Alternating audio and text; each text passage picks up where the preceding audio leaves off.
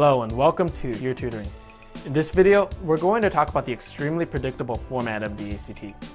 Although the specific questions and passages for the ACT are different each year, the types of questions and passages and the order in which they show up are almost exactly the same year after year.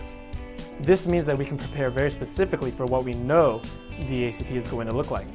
We can study the format of the ACT to go in with a game plan, and we can become familiar with the kinds of questions that show up regularly on the ACT, and we can study the grammar and math concepts that we know the ACT loves to test.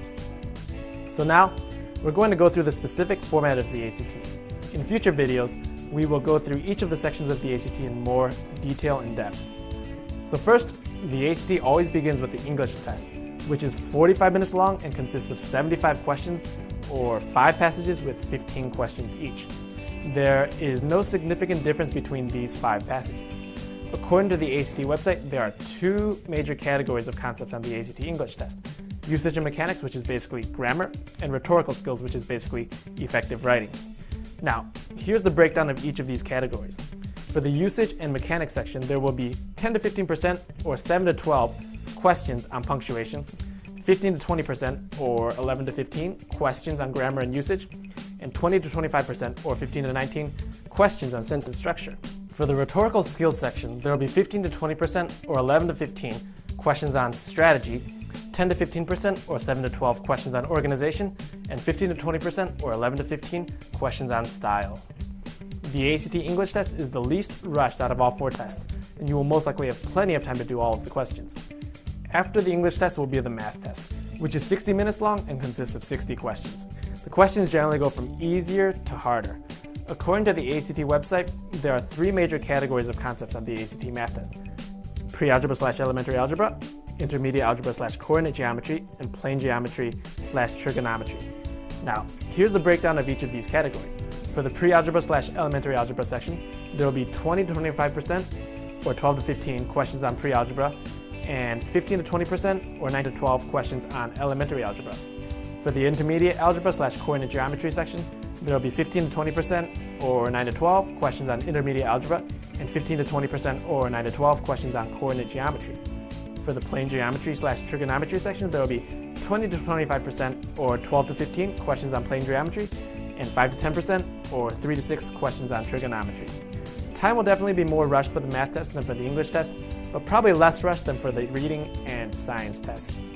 After the math test, there will be a 10-minute break, and then after the 10-minute break will be the reading test, which is 35 minutes long, consists of 40 questions, or 4 passages with 10 questions each. Each of the 4 passages is a different genre, and they always show up in the exact same order. First, prose fiction; second, social studies; third, humanities; and fourth, natural sciences. The types of questions that show up in each of these passages will include summary, main idea, inference, and evaluation questions. You don't need to come into the reading test with any prior knowledge because all of the answers are in the passages. However, time is extremely rushed for the reading test, so you definitely need to come in with a game plan to manage time. After the reading test will be the science test, which is 35 minutes long and consists of 40 questions also, spread across 7 passages this time. 3 of the passages will be data representation passages with 5 questions each, 3 of them will be research summary passages with 6 questions each, and 1 of them will be a conflicting viewpoints passage with 7 questions. These passages show up in random order. Time is probably going to be even more rushed on the science test than on the reading test, so again, it is extremely important to come in with a game plan for managing time.